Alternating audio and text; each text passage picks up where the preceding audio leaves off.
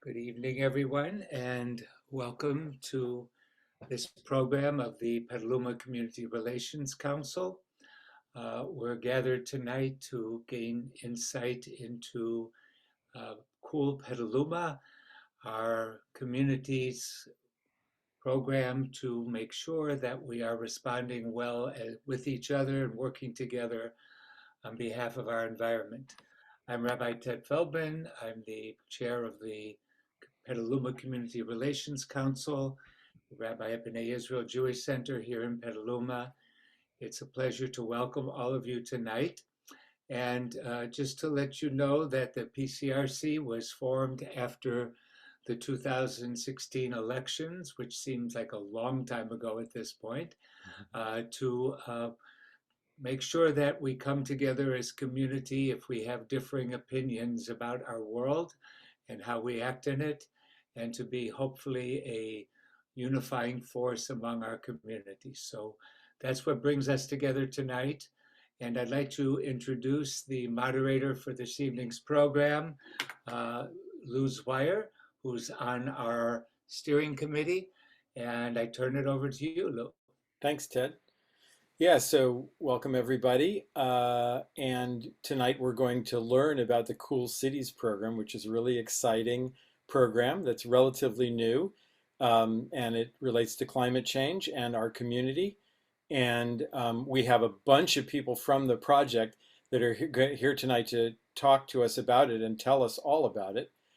And I'm just going to introduce a few people at the beginning and then more as we go on. So first, I'd just like to introduce Council Member Delinda Fisher, who was kind of the initiator of the grant that got Cool Cities going and has been a lead advisor to the project. And if you could just raise your hand so that people see where you are. Next is Natasha Juliana, who is the campaign director for Cool Cities. She'll be telling us more about the project. Also tonight we have John Crowley, who's well known in Petaluma and is acting as the program manager for Cool Cities Petaluma. John. And then we have David Stirrett, who is a teacher at Casa Grande High School and is a Cool Cities Petaluma steering committee member. And like I said, we have 3 or 4 other folks who are here, block leaders and other advisory committee members, and we'll be introducing them as time goes, as the evening goes on. So first, I think, and the idea is we're going to hear from all these Petaluma Cool Cities folks, and then if you have questions, you can type them in the chat. And Carol Barlas, who's also a PCRC member, will be monitoring the chat and will be feeding us questions when the time's appropriate. So let's start with Delinda Fisher and to tell us a little bit about how Cool Cities, how is it that Petaluma wound up applying for the Cool Cities grant and getting involved in this project. Delinda? Well, thank you. And thank you so much for having us all here. It's great to have all of my colleagues all in the same space. It doesn't often happen. Really looking forward to this evening to tell you all about it. For me, it started last June. Got an email from a friend of mine, Pete Gang, who's a local climate activist and fellow rebel rouser. And it was an invitation from Anne Hancock, formerly of the Climate Center, inviting us to come join the Empowerment Institute and David Gershon, who's head of that institute, to introduce the Cool City Challenge. And it was the first meeting he had introducing it in California. And so I got on that meeting along with an ad hoc members of the Climate Commission who had formed an ad hoc the night before. And so as soon as I heard about it, I raised my hand. I said, well, wait, we don't have a climate action plan, but we do have a carbon neutrality goal by 2030, and we have a framework plan. Can we apply? And they said, yes, we can do that. And so I immediately, as soon as I heard about what the program was, I thought it's the perfect thing for Petaluma. We have been working over the last 2 years feverishly, between our climate emergency ordinance and declaring and creating our climate commission, and then they creating this climate framework plan and us adopting that as a council. And again, claiming this goal of 2030 for carbon neutrality for our city. But we couldn't figure out how to engage the community. So as a part of Climate Action Petaluma, a group that came together to provide the council with that emergency ordinance, we were struggling with, how do we find others, and how do we bring people along on this journey? And so as soon as I heard about this, I was like, this is for us. And so our ad hoc team got together and I said, I want to submit a pre-application. And so I did. We were the first city in California to submit that application. And for those of you who don't know, the Cool City Challenge was introduced for the first time last year. And that was offered to 3 cities, $1 million each, if they fulfilled the application and were chosen by the Empowerment Institute. And so what it took, and it was offered to any city in California over 40,000 people with a climate neutrality goal by 2030. And so there were 3 cities. What we had to do in order to complete the application was, first of all, create the steering committee. And many of the members here are on that committee. It sort of has morphed over time since we submitted the application.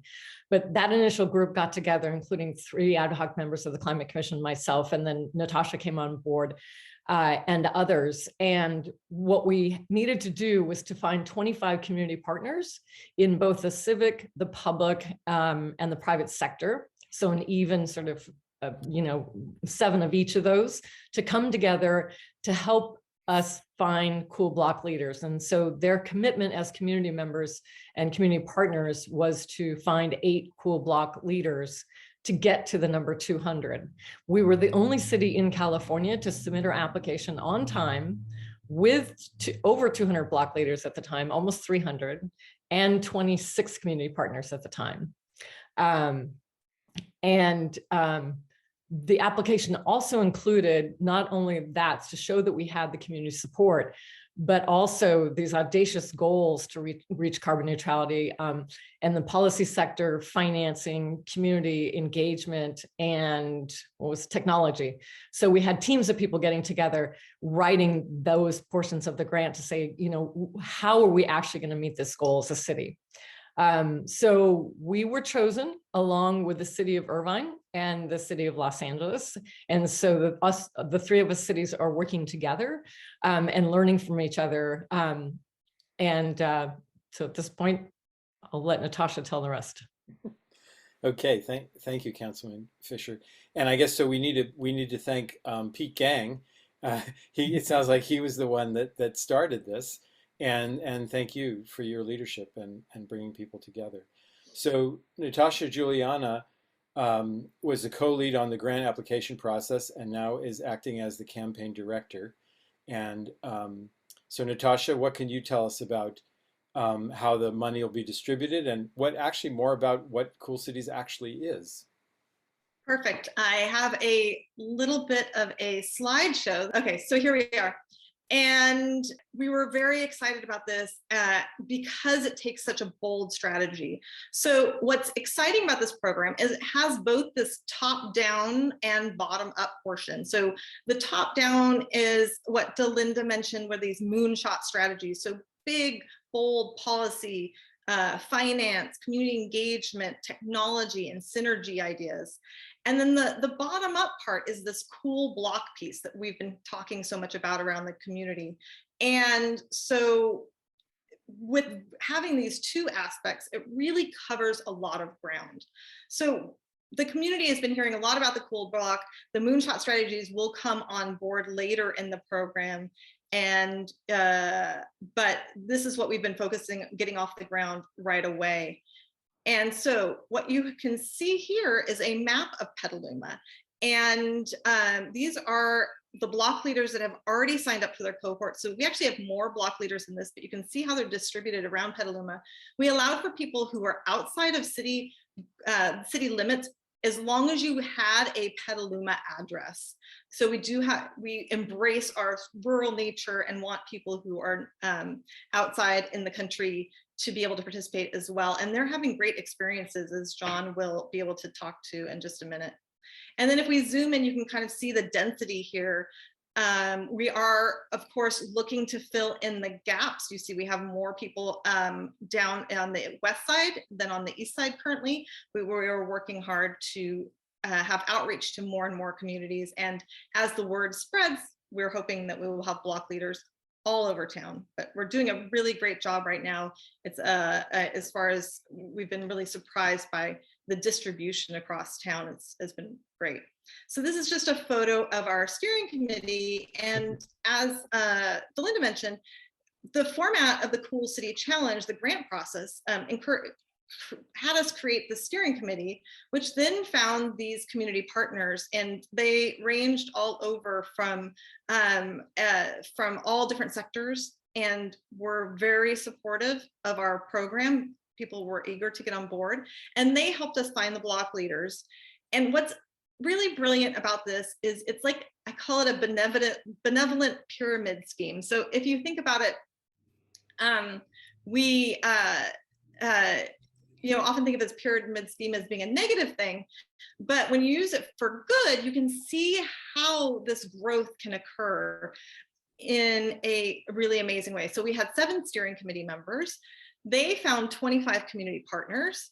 Those 25 community partners found 300 block leaders.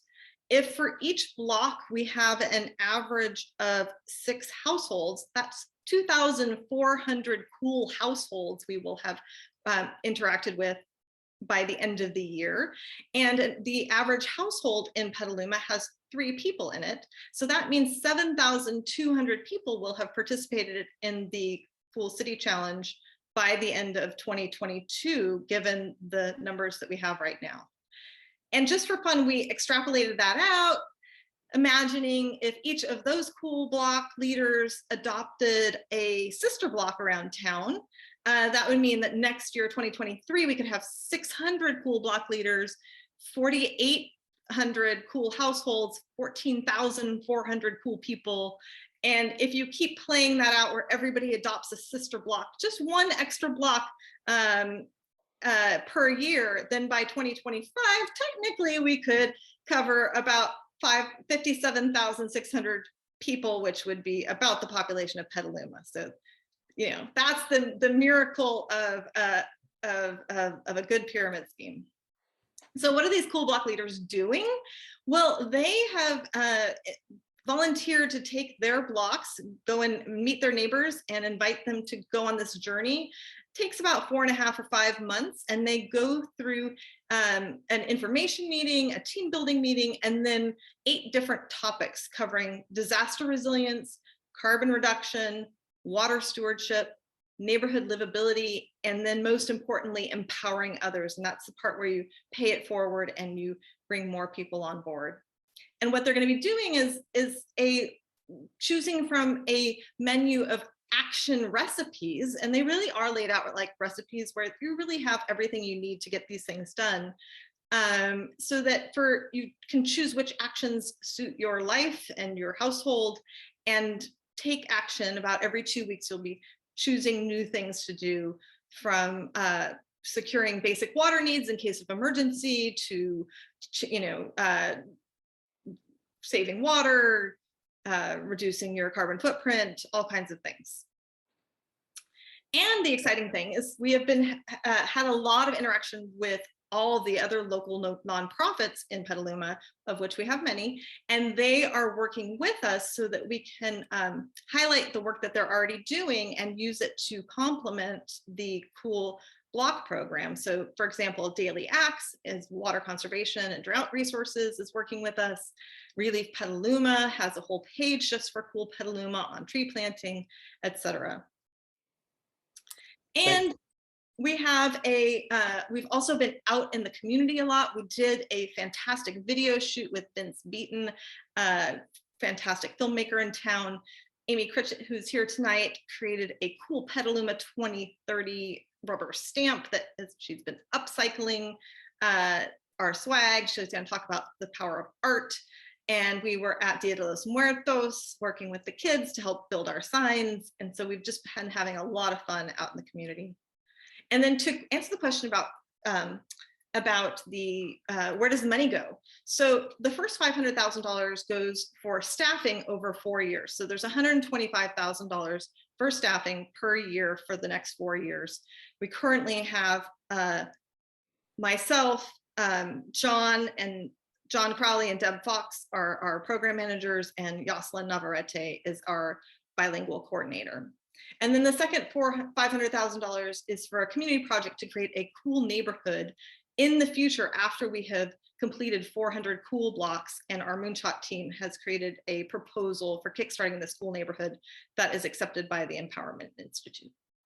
So that, in a nutshell, answers all those questions, I hope. And coolpetaluma.org/join-us is a great place for people to get involved as block leaders or community partners or volunteers. So I hope that answers your question. Thanks, Natasha. That was a very nice overview. Could you say just a little bit, or just a little more about the Moonshot strategies? Like, when would you said they will come in later, and that last slide kind of showed them too. Could you give me an example of what a Moonshot strategy would be, and like who would be involved in it? Yeah, so we had teams of people who volunteered to work on the Moonshot teams when we were doing the application process. So we've got a little kickstart on that, but that was really just to show the Empowerment Institute that we have the ability to think big and bold. So that was actually kind of fun because they did not want the usual, thinking inside the box, super practical. They wanted the moonshot ideas, like what's something really big. And so those teams are going to start back up, and we're going to be looking for new people to be on those teams as well. And those ideas look at big, bold transportation ideas or finance ideas. So one of my favorite examples that I use around town is just to think about, like, how do we think about moonshot thinking? If we imagine East Washington, which everyone knows very well, and I don't know how many people are huge fans of driving down East Washington, but most people are not. And so if you reimagine East Washington as a beautiful boulevard with trees and food forests and bandstands and skate parks and bicycles and electric golf carts and people dancing and playing music and playing games, you can imagine that you could get across town through this beautiful environment that was actually fun. So it wasn't about just getting from point A to point B, but actually enjoying your experience along the way and having this great community space. And so it's being able to rethink the way we think about things so that we aren't limited by what is right now, but we can imagine what we might want the world to look like in an ideal place.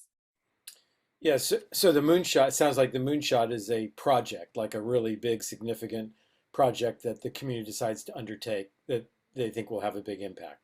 Yeah, and there's going to be a lot of them. And as far as for the second 500,000, what we're really looking at too is how do we scale from just the block level to like a neighborhood level? How do we make a carbon neutral neighborhood? And so what are these sort of moonshot ideas that we need to have to make that happen? Okay, great. Thank you.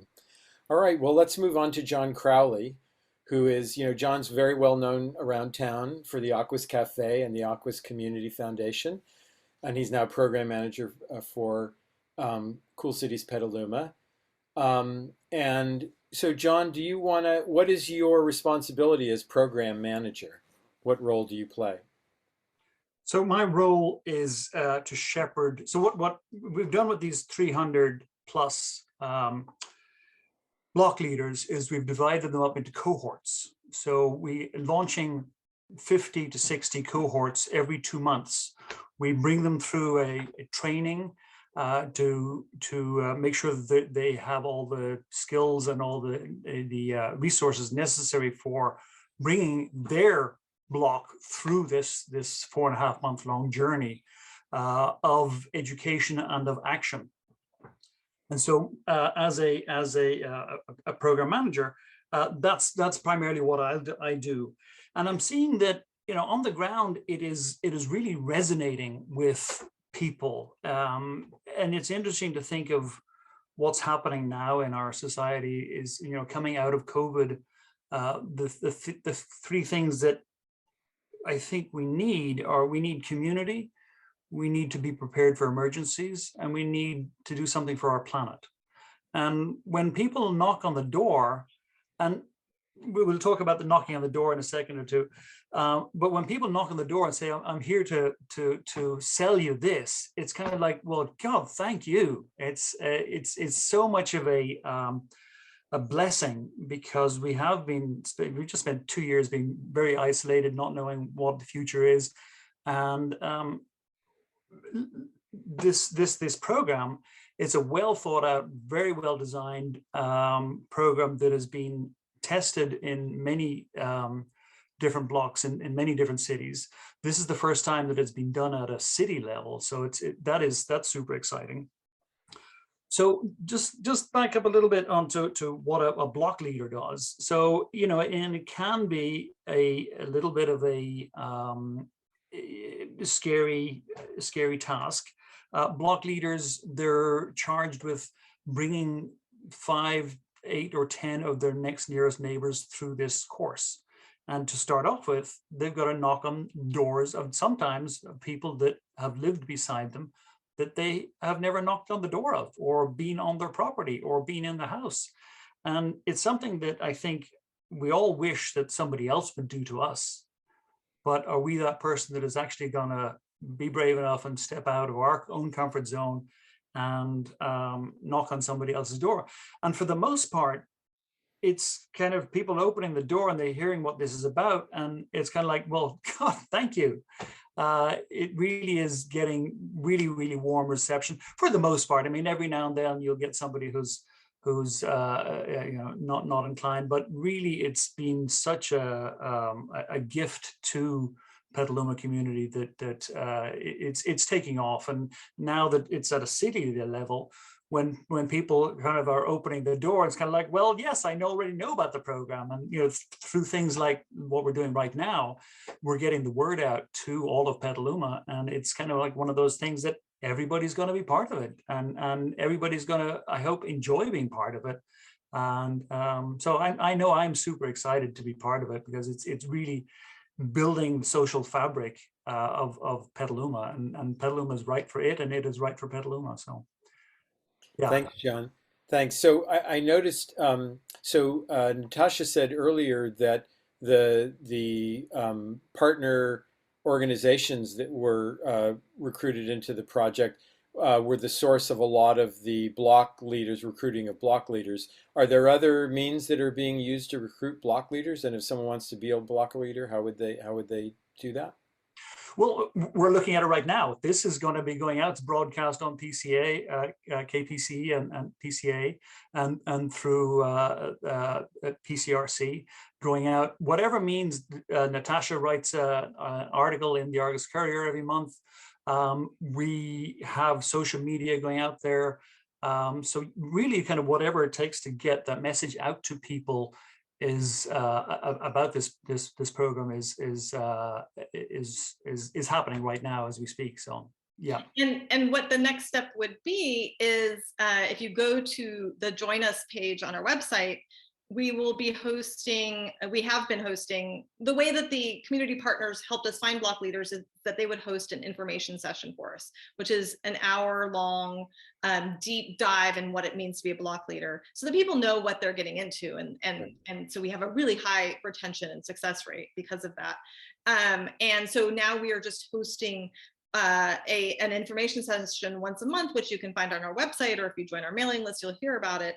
And so that anybody who hears about the programs through forums like this can have the opportunity to attend an information session and do that deep dive into the block leader portion. Thanks. I also noticed in Natasha's map of the distribution of block leaders that there's a high concentration on the west side. Is there anything specific being done to recruit block leaders from the east side of town? Well, we are focusing, and we noticed that as well. So we are putting our attention to that. Yes, we did notice that, and we are going to be. Natasha, maybe you could speak a little bit to that. Yeah. So one of our strategies for expanding the reach onto the east side is to work. One of the great one of our best leads, if you would call it that, were the schools. So one is to and those were the schools that came to us and were ones that we knew that were sort of the low-hanging fruit there. So now we want to be sure to engage with all of the Petaluma schools, and particularly the east side schools, because that's a really great way to get into those neighborhoods. Also faith-based organizations on the east side, and with the help of our bilingual coordinator, Jocelyn, we are looking at other ways of integrating into communities that are not already at the table, so that we can start to fill in some of those gap areas. We've been talking about having a stand at the East Side Farmers Market every Tuesday. That's right. That's right. Good. Might see both of us over there. Great. Thank you. Okay. So let's move on to David Sturrett, who's a teacher at Casa Grande High School and a Cool City block leader and a Cool City Petaluma steering committee member. So David, can you talk about the opportunity for school engagement? Sure. So good evening, everybody. I'm glad to be here. Just not to start with a sobering thing, but schools are still sort of recovering from COVID, and the students are too. Not physically, but just the whole idea of being back at school and getting used to the academic rigor of in our case, high school. So right at the moment, it's still sort of tricky to ask kids to do the extra stuff. They're still sort of like, oh, just trying to get used to school again. That being said, there are numerous numbers of kids who are really excited about the idea of Cool Petaluma, the idea about finally doing something direct about climate change. I had meetings with some kids at CASA in the last week. I know that there's been some connections with Petaluma High as well. So initially, it's using the high schools and leveraging those. And then beyond that, moving into the junior highs, Kenilworth Junior, Petaluma Junior, and sort of creating like a buddy system between high school representatives and the junior highs. And then ultimately getting into the elementary schools, which is trickier because they're more widespread, but getting into the elementaries as well. Because it's, as you guys all know, it's really not us. It's really students who are going to eventually drive this change over time and who will perpetuate it in 10 to 15 years. So any kind of, when we're talking about 2030, and you imagine how old we'll each be in 2030, that's frightening. But it's also the kids who are now 14 or 15 years old, they'll be the ones who are 26, 27. They're getting to the point where they really are change agents in Petaluma, hopefully. One of our questions for all of us is, how do we engage them? How do we initially reach out and make these connections? So we're doing that through teachers of particular subject areas at CASA, the hatchery, the environmental science programs, some of the just physical science programs too. Oftentimes it's a teacher who just in conversation with students finds out that student has a deep love for climate and wants to do something about the environment. At Petaluma High, people like Phil Takata, who run the marine biology program and the museum. Jamil Dosari runs the Trojan broadcast channel. So he'll be airing spots about cool city, cool block stuff through kid interviews.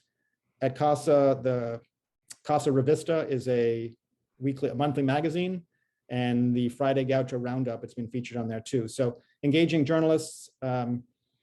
There's a student at Casa Grande, her name is Annalisa Chiloni, and she's joining us in start trying to jump off on this. And her first thought was, we have to utilize Instagram and social media, create our own channels, and start to move information out. It's similar to what we just talked about how do you get East Side more involved. You just gradually, you grow the number of students who are interested, and then you truly create a cool school program, because it becomes, for the kids, something that they're really interested in and is cool. So. I love that there's such a strong consciousness about including young people and getting them involved, and it seems a good strategy for doing that. How do you imagine students will actually engage? Like, do you expect them to become block leaders, or will they be engaged in some other way? I think that putting a student, dependent upon his or her age, as a cool block leader, may be asking more than we probably should, but making the students part of cool blocks and holding adults accountable to some of the promises that we make. We are very good as adults of making promises about what we're going to do, but we're not so great at actually following through and making it happen. Students, if you have children, you know that children are the ones who hold you accountable to recycling or doing the thing you said you would do, and then you're not actually doing it. So they are, I showed some of the kids the agenda for this evening, and one of the questions on the agenda for us, for our group was, how will you keep them engaged and track what they do? And one of them turned around and said, how are we going to track what the adults are doing? Because aren't they the ones who really need to be activated, not just in mind and spirit, but in body, actually doing the things that they say they're going to do. So yeah, I would say probably not as a block leader, but certainly as someone who can participate in the meetings, get involved in some of the topics, and add their unique input and insight and perspective to things that adults may have already forgotten about in our elderly ages. So. Thanks. Actually, what you raised about what you just said about evaluation, like tracking and follow through. I guess this might be a question for Natasha. Is there an evaluation component to the program?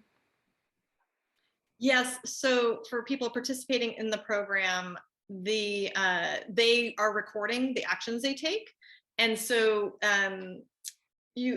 the higher up it goes, so from a city level, we'll be able to see how much water is being saved, how much carbon is being saved, how much carbon reduction is happening, and how many actions are being taken. For privacy purposes, it doesn't pass along all the data, just the sort of cumulative data. But there is a accountability portion to this program, so that people are asked to record for each meeting what they've actually accomplished, and in the carbon portion, they will have done a carbon calculator, and so there's a little more data. It's kind of a balance between how hard do you make it. You can make it really hard to do and super accurate, or you can make it easier to do and a little more general. So it tends to be a little on the simpler side, but it will give us some general ideas of how much people are accomplishing. And we'll be able to share that out with the community too, through the city and through our website and others. So we're really planning on tracking that and letting the community know what they're accomplishing along the way. So yeah, that would be great. It's so important, I think, to close that loop, to let people know what has happened and what the impact has been. And I'm guessing the granting agency that's giving the money, they probably want to report too on what's happening. Okay, so someone else that we have this evening who may not be in the room yet, I don't know, because I have not really been able to track. So Pete and Kobe Brown, who are block leaders, father and son block leaders, are they here yet? No. Okay. So Amy Critchett is a well-known artist and producer of large-scale art projects. She has volunteered her time and her talent to be the Cool Cities Petaluma Art Department. Amy, can you tell us about the role of art in the community engagement and how your upcycling project is going? Sure, absolutely. Happy to. So, hi, everybody. I'm Amy, and as John Crowley and I are modeling our fabulous upcycle swag, when Natasha first reached out to me in the early days of the pre-granting process, I happily became a community partner and got people involved on the Cool Block Leader level, and just really started thinking creatively of how we could get the word out. And so what we've done is we've created a program that I hope the other cities will emulate, which is to create a way to create awareness and engagement, to create champions and stewards of the program through the action of actually tangibly reusing one's own clothing to create swag. And so we've also used this opportunity to reach out to our creative talent here in town. And right now we have one design with a second on the way. And the idea is to have a collection of upwards to 8 or more designs that we will be able to use and to propagate and to create awareness and inspiration around Cool Petaluma. in a eco-appropriate, a chemical appropriate, and a upcycling way. So we've had 2 events where hosted by Delinda and the wonderful folks at Jupiter Foods. We're calling them pop upcycling events. And at each event, we've had just a constant flow of individuals who come and actually bring shirts and bags and bandanas. And at this point, I just arduously just like stamp each one and cross my fingers and hope it comes out okay, because they're all perfectly imperfect. I found last weekend that when the sun was beating down on my stamp, it was hard to actually get the paint to stick. So it all happened in very real time. And our next event is in March 19th. And at that point, we hope to have 2 of the artworks. I've got several other artists working on designs. Petaluma Art Center did a public call for submissions, which resulted in the creation of our second artwork by Deborah Garber. And we're just kind of making it up as we go along. But we know that in order to get the word out and to create different sort of texture around the program, we wanted to have something very tangible and hands-on. And I love the conversation about the schools, because absolutely this upcycling is something we can bring into the schools and we can do with kids as well as the well-meaning adults around them. Great, thank you. I'd never heard the term upcycling before I heard about Cool Cities, and I love the idea of creating swag or creating promotional stuff like T-shirts without creating new stuff. So, right, people bring their existing clothing and get it stamped with the information about Cool Cities. Right? Exactly. That shirt that you're wearing, that outer layer, I'm already seeing it. We could put it right there over on the side. Yes, great. Well, thank you. All right, so the next person who's here tonight, and I think he's here, is David Powers. Is David Powers here now? Yeah, so David Powers is with Relief Petaluma, a new organization with an aligning mission to address climate change from the ground up. So David, can you talk a little bit about your role as a community partner and how Relief is collaborating with Cool Petaluma? Yes, thank you very much. It's very nice to be here amongst all these wonderful people who are making such large steps to make a difference. So I think maybe the best thing to do is to say that Relief started about a year ago, maybe a year and 3 months ago, as a group of people that wanted to basically address the issue of planting native trees here to address not only climate change, but to enhance our biodiversity and the habitat in our community. And we've moved along. We received a grant at the end of last year. And in the process of all of the work that we're doing to aggregate people who are really interested in trees, we are Cool Cities, Cool Petaluma came into action and recruited Relief as a community partner. And I'm happy to say that 8 or 9 people who are in the core group of Relief are Cool Block leaders, which was a wonderful response in several different ways. So I think that one of the things that Relief brings to Cool Petaluma is the same synergy that Cool Petaluma brings to Relief. We want to put trees in the ground because we're all very concerned about climate change. And this is a very pragmatic group.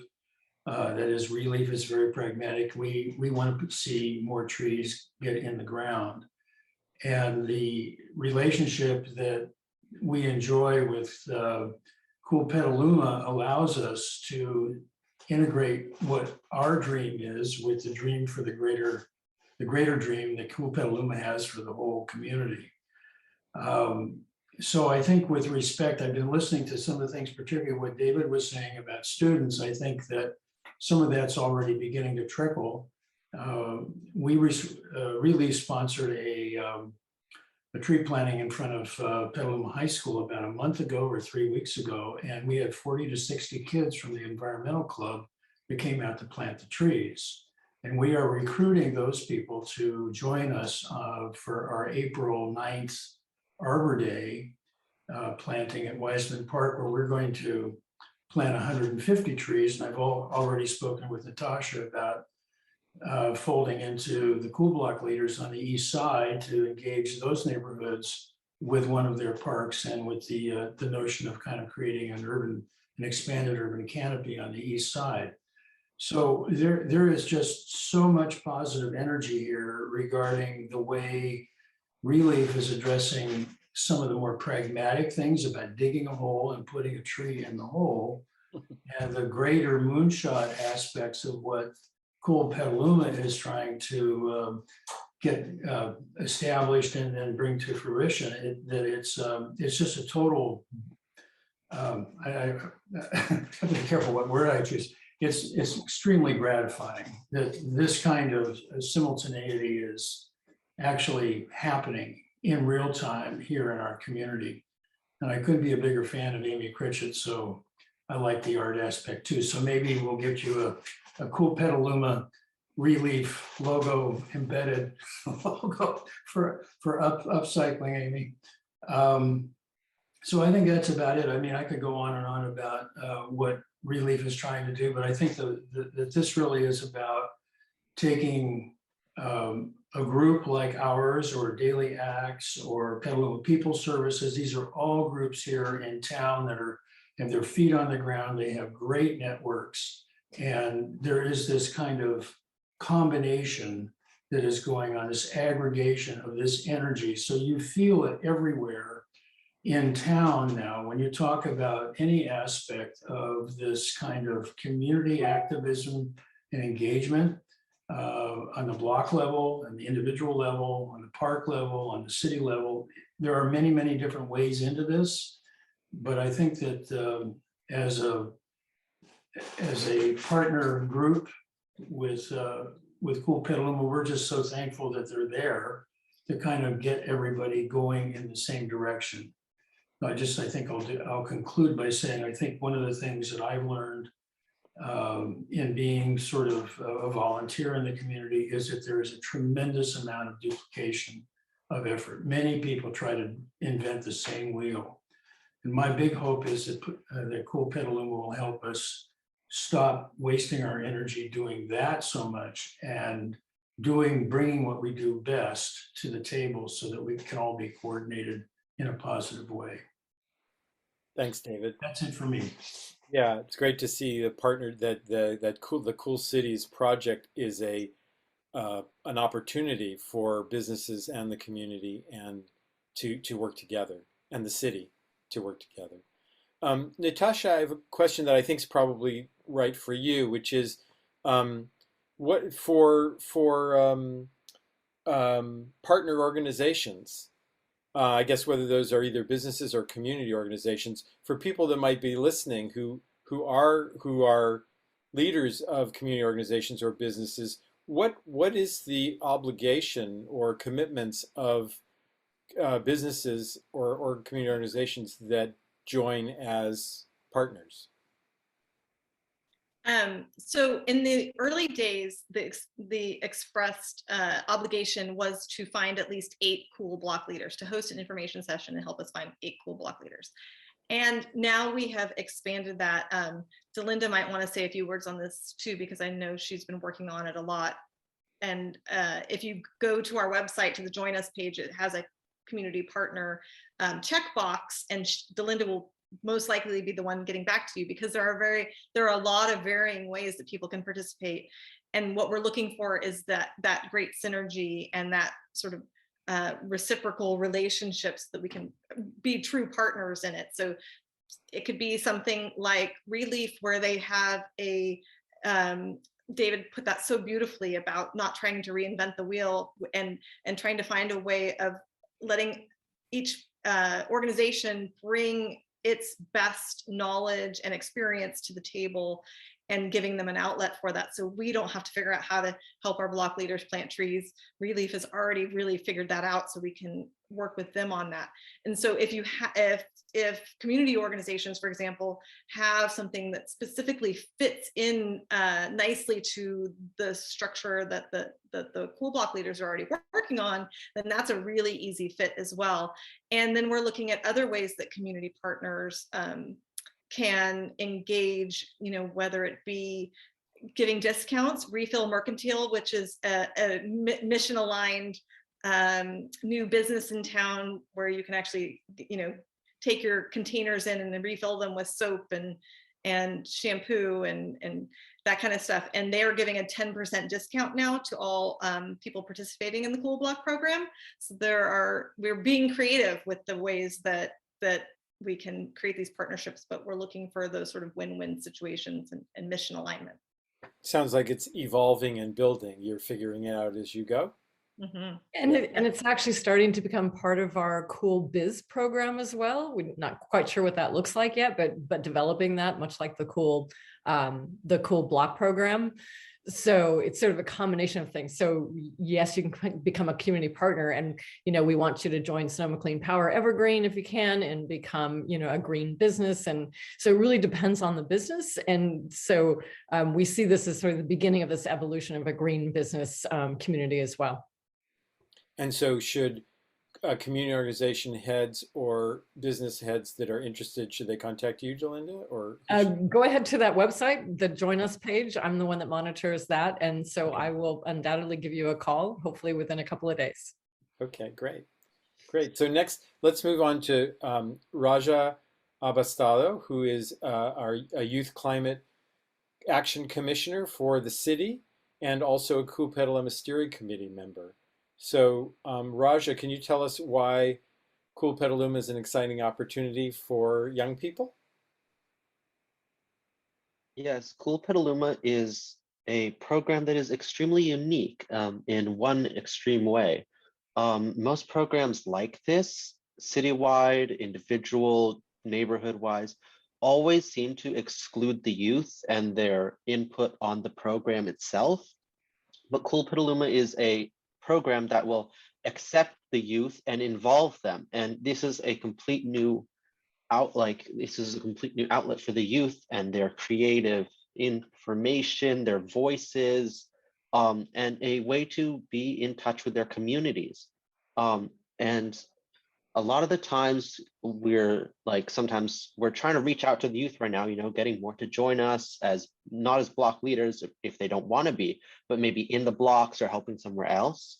And sometimes, some youth don't always find that interesting, but another way to recruit them is by not saying do you want to be a part of this, but rather this is what you will earn if you join, and by earn, I don't mean money, I mean experience, because a lot of the youth right now are soon going to be facing extreme climate conditions like none other. They're going to be facing a lot of different things coming out of this COVID pandemic, schools. There's a lot of stress right now in the life of youth. And a lot of the time, the youth are people that are really left out of programs and a lot of other things. And so with youth in Cool Petaluma, they will have a new place for them. They will be able to learn about their community members, about their people on their block. They'll be able to put input into this project at their block, into everything. They'll be able to maybe lead some things. They'll be getting leadership experience, and they'll be able to forge connections with their neighbors and with their communities, which is something that is unpriceably valuable. With these connections, they can gain so much more experience, and that can help them so much more in their future. And Cool Petaluma is extremely important in this way. So Raja, how's it been for you to be on the steering committee for Cool Petaluma? Yeah, it's been quite an experience. In the beginning, I was quite unsure what was exactly happening, to be honest. I was a bit left behind, mainly because I was out of the country at that time. So all the meetings were happening at my time, 3 a.m. So if I was able to attend, I was exactly half asleep. So I was a bit behind in the beginning, but I was able to catch up over time. And it has been quite an experience for me. I got to meet everyone in the steering committee, Natasha and Delinda, and I was really able to give my input on how to involve the youth. I was able to give my input by the youth perspective. And another thing is the youth input is invaluable in a sense that the youth are beyond the stage where they start to see the world in the new eyes, and not in the eyes of an adult, but in the eyes of a youth, meaning they don't always see that everything, like how much money is worth, how much would this cost, but they do see that it is important. So they understand as youth that climate change is serious, and it is a very serious matter that can be very dangerous. But what they don't always see is how much it can cost. And that's not a bad thing. In fact, it's a great thing, because that means that they can start coming up with ideas and not being weighed down by, this is extremely expensive, or how much money would we lose if we did this. So it is, pardon me, it is a way for them to really bring a new perspective to the seat. So you feel, so helping the adults think outside the box is what I'm hearing. Yes. Yeah. And also another thing that I would like to say is, especially for youth, a lot of the times they can be tokenized because they are youth. Youth themselves are a minority. Unfortunately, because a lot of the times grown-ups will twist their words, and maybe not even intentionally. Like sometimes you can say one thing and it will be twisted out to say something else along the line. I don't know if you've ever played the game Telephone before, Yeah. but it is a great example that I've used repeatedly. Is when someone says something, it goes, let's say you're using a line of 5 people, about 2 people down the line, someone might misrepeat it, not intentionally, but just because they might have misheard it. And so a lot of the times the youth's voice is what starts the telephone. And as it goes down that channel, it can be twisted and warped and be completely different. And so Cool Petaluma, if the youth become involved in their blocks, it is a way for them to say their own words. And if other youth are with them in that block, it is a way for other youth also to support them and say their own words with their true core power and not be twisted around. And it is a great experience. So do you feel like your input has been listened to Yes. on the committee? You do? Yes. Great. Anything else you want people to know about your role? No. Okay, great. Thanks for being here tonight and for sharing all of that with us. Okay, so let's see. I'm curious if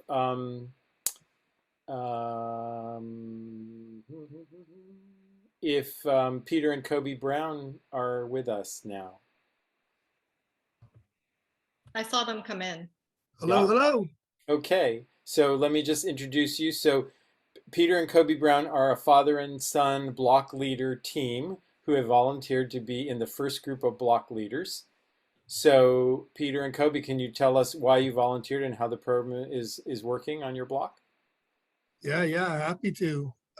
Just getting started, of course, at our training, and we had our first introduction session with our block, got everybody oriented to what we're going to do. And, for me, it was no brainer. I got to live in community for a number of years and saw the power of community, and missed that aspect of a normal neighborhood. And so really looking forward to bringing that to my block on the west side. And awesome opportunity to get to do with my son Kobe, who's in high school, and be partners, be block leaders together to get this done. It was really easy going door to door and get people involved. Our block really wanted to get together to create community, to work on climate change and disaster resiliency. So it was really easy to get started, really easy to get people interested, and really excited to have 8 sessions with them to work through the topics. And how's it been for you, Kobe?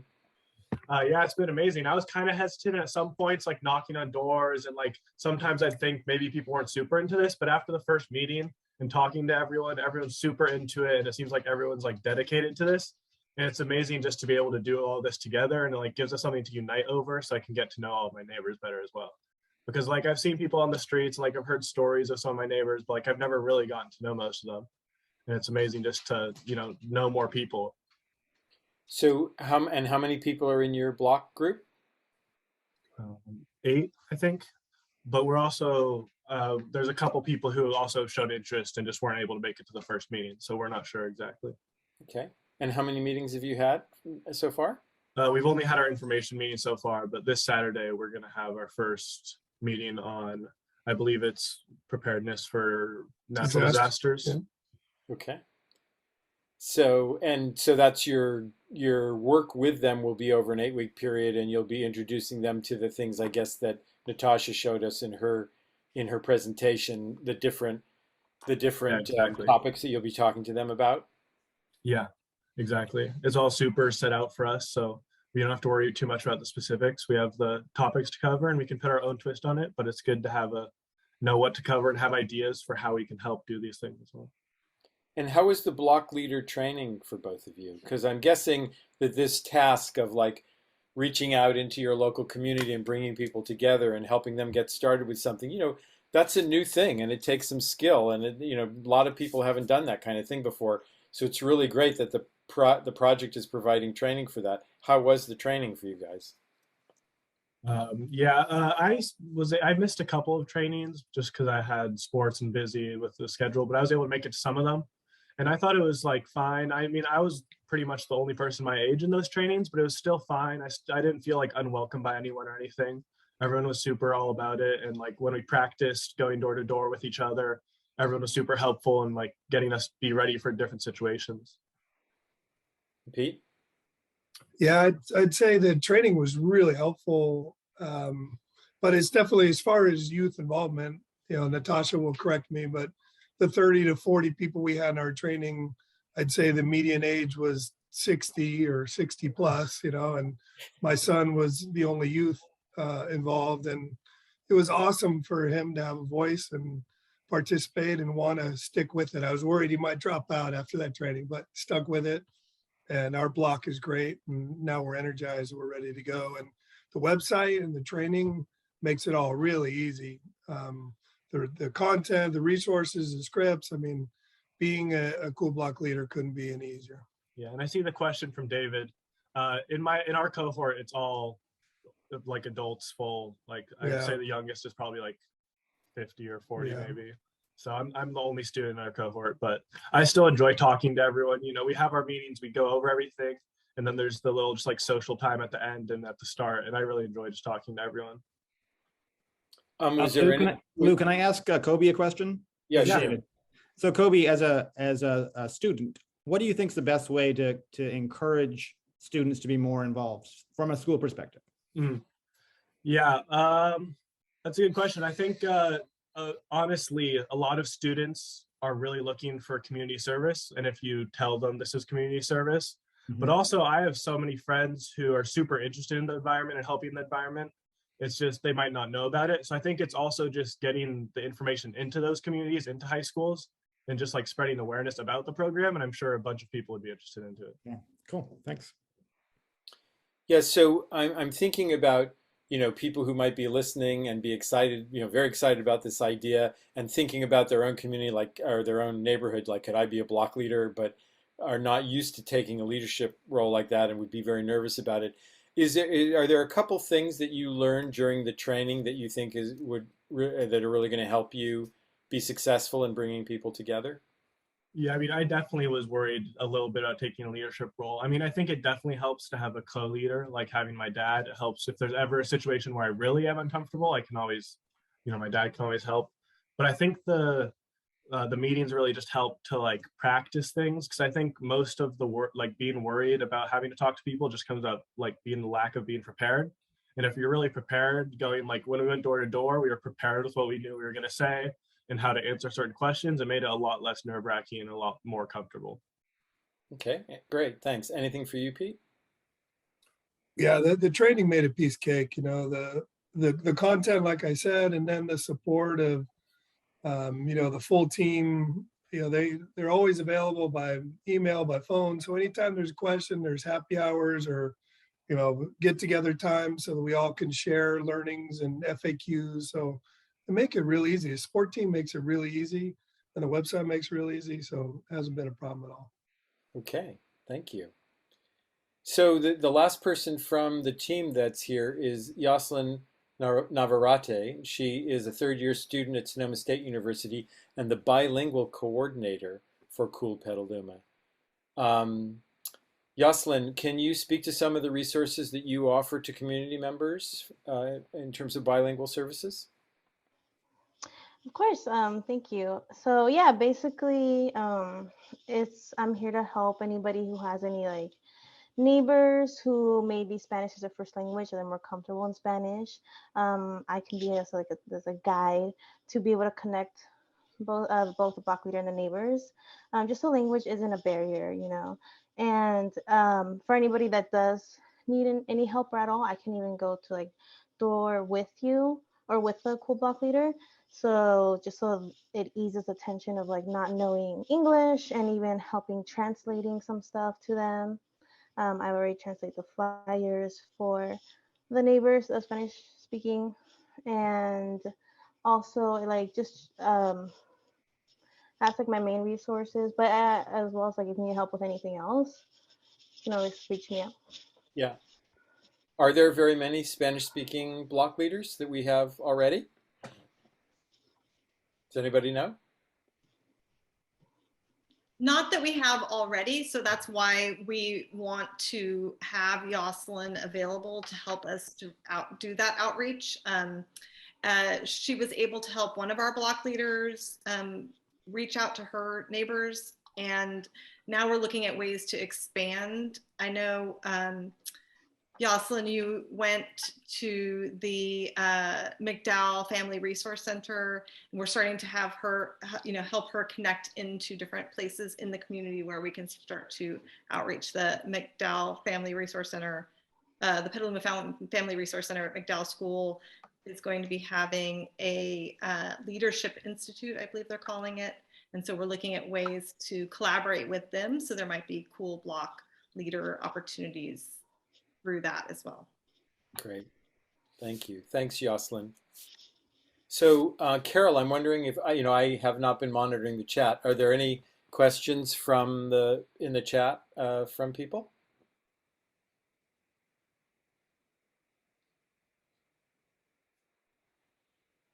Carol?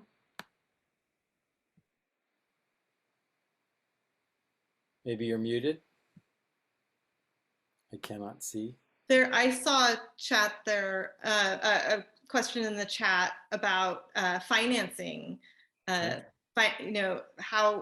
so a lot of these upgrades, if we're really going to carbon neutrality, do cost money, and so they were asking particularly about converting from gas to electricity for cooking, et cetera. And so what we call electrification, right? People often forget that their gas is also a fossil fuel, that their range in their kitchen and their hot water heater and their furnace are all using gas, all using fossil fuels. And so the push is to electrify those appliances. And luckily we have Sonoma Clean Power here and the Advanced Energy Center, which has all kinds of resources. I don't know if Delinda wants to speak to this a little bit, but so we're working with them as well to make sure that it's clear what those resources are. And if you are income qualified, you can, in many cases, get the equipment for free. You just have to pay for the installation. So we're looking, and there are also, right now, I believe there's a $10,000 0% financing available as well, so through Sonoma Clean Power. So there are a lot of programs out there that people don't understand or know exist. So this will be a nice one-stop shop in our what we call our local resource section that will help direct people to those resources, particularly when in the financial piece. Okay. I was muted and I do have some questions. Great, Carol. Go ahead. Yeah. One of the questions was, will the Moonshot address animal agriculture and vineyard water usage? So whoever on the panel would be good to respond to that, go ahead and pipe up. Go ahead. I was gonna say so following up on what Natasha just said about the actions that people are taking and the information in the coolblock.org website, we've curated all of these resources for each of the 8 different topics that are local to Petaluma. So when you're looking at, for instance, topic 1 in disaster preparedness, we give you the link to know what your zone is. We give you links to the city's website, which has great information about disaster preparedness locally. And as you go along, some of the later topic areas do talk about plant-based diet. They do talk about paying attention to where your food does come from. And so we do have a number of local resources there, local community supported agricultural opportunities for you. Jupiter Fruits, for instance, which has mostly organic local food, and other resources to encourage people to eat locally and organically and lower on the food chain. But in terms of the water issue, we specifically address on the Cool Block level people's individual water usage and awareness. But we don't have that in the agricultural community. Obviously, though, you saw that we have a number of Cool Block leaders who are in, the outskirts of town which is more agricultural. So obviously their personal impact will address their particular properties. Thanks, Delinda. Is there another question, Carol? Yeah. Will block leaders be promoting a plant-based diet since it is the single biggest way to reduce your impact on planet Earth? And I think I just answered that. Yeah, you did actually. You did. And then there was one other one. David asked, how many students in your block cohort, Kobe? I think Kobe already addressed that in his response. Unfortunately, he's solo, but that doesn't mean that he can't recruit a few other people. And actually, I'd be really interested just on this note, and particularly connecting with David about how groups like Relief can also connect more effectively with students in terms of some of the projects that are out there in the community, as long as we're talking about getting students involved and hearing their voices. I'd be very interested in pursuing that, because I think this is, I think from the Relief's point of view, we look at any young person that plants a tree as being a future tree steward. And this is a great step at a great time in life. So I don't know, we'll talk offline about that, I guess, but it's great to hear all of this discussion about younger voices.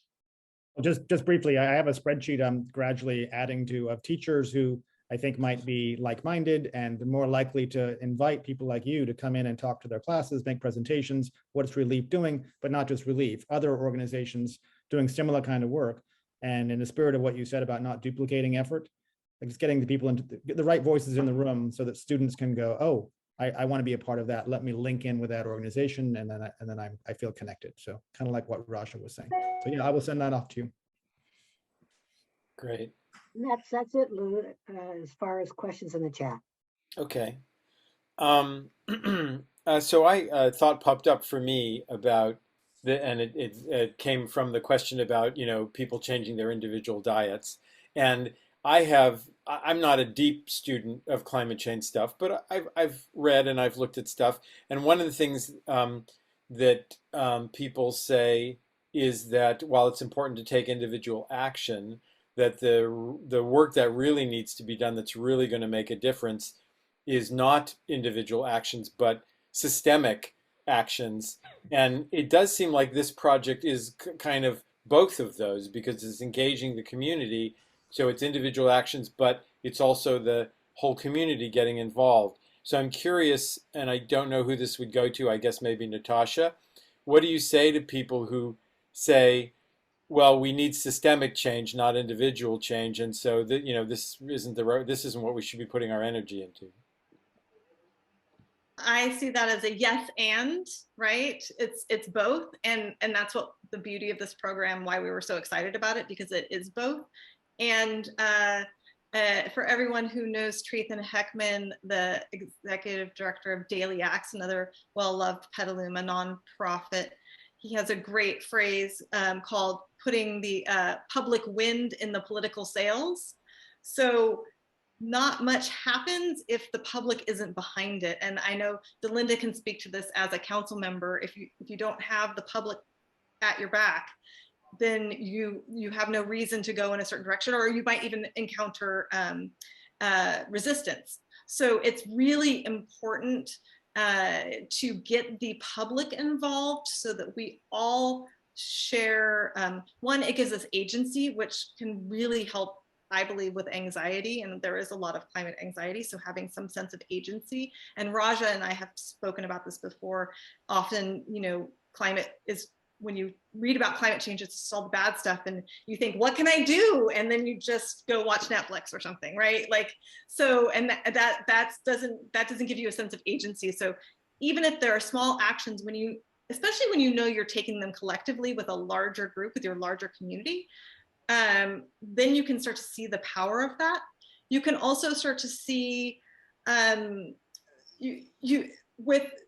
doing these things, then you start to the great thing about the block aspect too is you're not just getting the usual suspects, you're getting people who maybe don't know much about climate change or haven't yet even changed their light bulbs and haven't been exposed to what's going on in the climate world. So now they're starting to get exposure to it, so they'll be more likely to vote for those larger systemic changes and support those larger systemic changes and be a part of them. So I think it's a really a both and obviously what we've been doing hasn't been working, so we need to mix it up, right? So the old system has not been working. Delinda, do you want to add anything to that? Yeah, I think that the education piece is so critically important. I think that probably most people don't realize how their beef is grown and the impacts of that on the climate. And so being able to share resources to educate people and finding other ways to present opportunities for people to learn more, even beyond just on the Cool block level. Because remember, this is just a 4.5-month process that people are going through. And then what? It's like, we want to keep these people engaged and involved and educated and, and proactive. And, this is a revolution. This is the revolution that we're trying to create here, right? Because we need some really significant change over the next 8 years. And, fire season is going to remind us that, we've got to be doing things differently, and that it really is a paradigm shift. And how do we make that happen? So this is just the beginning. We are at the very early stages of what is possible. And there's a great, there's a theory now in psychology that that it's not your thoughts that, it's not the education or the information that changes beliefs, but it's the action that leads to changing your beliefs. Just like David Powers mentioned about these youth tree planters become future tree stewards because they did something. It's not because they were told to be a tree steward, it's because they actually acted in that way. So by personally acting in a certain way, we literally, start to change the way we view the world.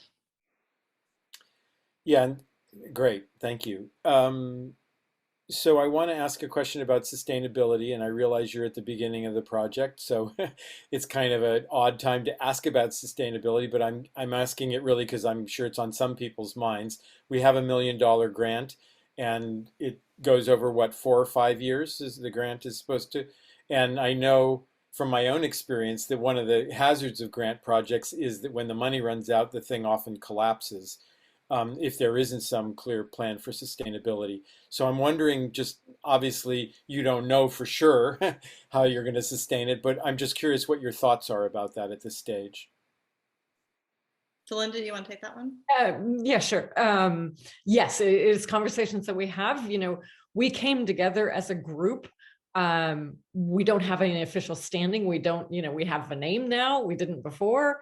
And do we become a nonprofit? Do we get a fiscal sponsorship in the meanwhile? Do we become a nonprofit? And I think that's the direction that we're moving in, which is a huge responsibility. So now we need a board and we need, a mission statement. We're working on our vision statement. And we see the need, obviously we have this financing design team along with the policy teams and the rest of them that really want to figure out how to both make us more sustainable, but also, what are the finances that we're going to need to make the changes that we need. And so I see us becoming a nonprofit so we can go after grant funding. With Amy's two, swag upcycles, we have almost $1,000 that we raised just on the ground, right? People buying t-shirts and stamps. So I think that's a good start, actually. Don't have a bank account yet. So we really are in these beginning stages, but I think the great thing about this program, the fact that the initial funding did go towards staffing really means that the Cool Block piece of the program is sustainable. And with Natasha obviously in charge of the campaign as the director and the design teams, I think we've got some time to get there. And I think it's enough time to, I see this going on for years. I'm not going anywhere. And climate neutrality by 2030, we've got to start reversing it. We've got a lot of work to do. And also we want to be scaling this, right? We want Santa Rosa to be a cool city next year, and San Rafael, and all of our neighbors, and now it's going to be extended out to the nation. So how do we help scale this up? Because Petaluma is just starting this program, right? So along with LA and Irvine, but we need to expand it out, and it's going to be open to 50 cities next year. And so we want to help help with expanding it next year and the year after and the year after. If we, Now, go ahead. Sorry, go ahead. Delinda brings a good point that we hadn't mentioned before, or maybe just in passing, is this idea of being the model city that can then be the template for future cities. And one of the things we're very excited about, we actually think we have an advantage being a smaller city, and it was much easier for us to find block leaders than LA, despite the, so as a percentage of population, we're way higher right now in participation. And interestingly, the Cool City Challenge is only open next year to cities that have a population of 50,000 and above. I believe that's correct, right? Yeah. And so in Sonoma County, that would only include Santa Rosa, would be the only other Sonoma County city that could apply. So we're interested in making what we're calling the Petaluma playbook for smaller cities and towns. And we're actually getting phone calls. I've been talking to somebody on the East Coast in Massachusetts with a small town. And so how do we create a template for small towns and small cities like us that they can run with this, and maybe even without grant funding can create something on the ground and learn from all of our experiences and all the templates we've made and not have to start from scratch. If we have if in Petaluma we have a goal of being carbon neutral by 2030, does anybody know where we are on that right now? The wrong trajectory. So we're not reducing, we're growing. It's growing every year? Yes. Wow, okay. Yeah, and with our general plan update, we're also working on a climate action plan. Okay. Along with our general plan update. So there's a lot of opportunity right now this year to put policies in place and goals and objectives to help on that policy level, to change the way we do things. And I think we actually have done that over the last 2 years, with banning gas stations, with, our new REACH code, not allowing any gas in any new structures. There's still a lot more work to do, but just in how we vision our city, and what it looks like. Natasha's vision for, Washington Boulevard, how do we make that a reality? And I think through the general planning process, we can start to see that happening. And the last question I have is, So you were in this with two sister cities, Irvine and LA. What is the interaction between the cities like, and what are you learning from them, or are they learning from us? We have meetings with them every week with the other program managers. So we have team meetings every Monday with the three cities so that we can learn particularly about how the Cool Block program is going and share best practices. I have a little text thread going with the two other campaign managers so we can share what's going on. So it's been absolutely wonderful to get to know these people in these other cities and to share ideas and what's working, what's not working, support each other, because it is a heavy lift and a lot to be done, so it can be very overwhelming. So it's great to have their support. It's exciting to see the differences between the cities too. We all are struggling with slightly different things or advancing faster in certain areas. So yes, we have a very close relationship with the people on those teams. And we're looking for ways also, we've been talking about, I think it would be really fun to have tri-city events, since we're all on Zoom still, for some of the, throughout the actions, we're going to be having guest speakers, et cetera, that will help the block leaders in that specific topic area. And for example, the local organization, the Switch is On, which was recently in the paper, is created by Petaluma-based people, but work statewide. So that could be a great one that we could have all three cities come together over Zoom and learn about this electrification process that we talked about earlier. Thanks, Natasha.